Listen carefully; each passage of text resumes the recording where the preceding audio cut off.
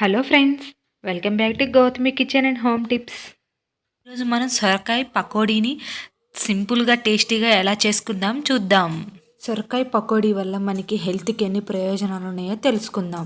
సొరకాయలో 92% నీరు ఉండడం వల్ల తిన్న మరింత శక్తివంతంగా తేలికంగా జీర్ణం అవ్వడానికి బాగా సాయపడుతుంది. అంతేకాకుండా అలసటను కూడా తగ్గిస్తుంది.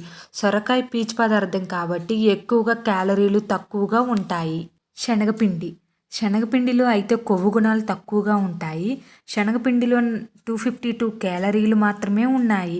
ప్రోటీన్స్ ఎక్కువగా ఉంటాయి, ఫైబర్ ఎక్కువగా ఉంటుంది. పచ్చిమిరపకాయలో యాంటీ ఆక్సిడెంట్ పుష్కలంగా ఉంటుంది. దీనివల్ల శరీరంలో రోగనిరోధక శక్తి కూడా పెరుగుతుంది. అంతేకాకుండా విటమిన్ సి, 0 క్యాలరీలు కూడా ఉంటాయి.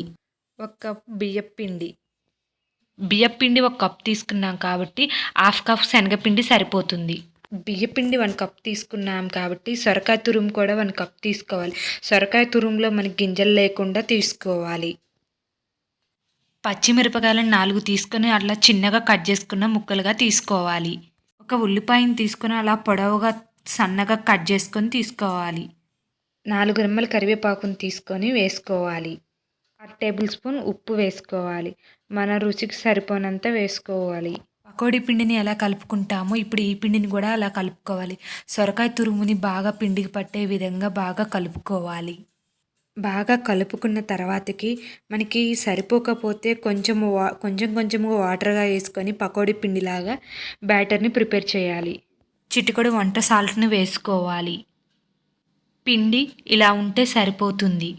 మనకి వేయడానికి ఈజీగా ఉంటుంది. 3-5కి సరిపోయేంత ఆయిల్ తీసుకోవాలి. ఆయిల్ బాగా వేడెక్కిన తర్వాత మనం పకోడీ పిండిని ఎలా వేసుకుంటామో ఇప్పుడు ఈ పిండిని కూడా అలా చిన్నవిగా వేసుకోవాలి. గ్యాస్ని మీడియంలో పెట్టుకొని కళాయికి సరిపడన్న పకోడీలు వేసుకోవాలి.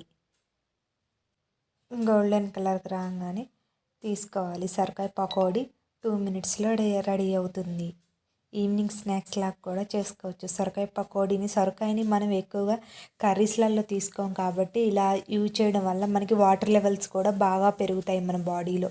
మన ఛానల్ని కొత్తగా చూసేవాళ్ళు సబ్స్క్రైబ్ చేసుకోండి ఫ్రెండ్స్. లైక్ అండ్ కామెంట్ చేయండి.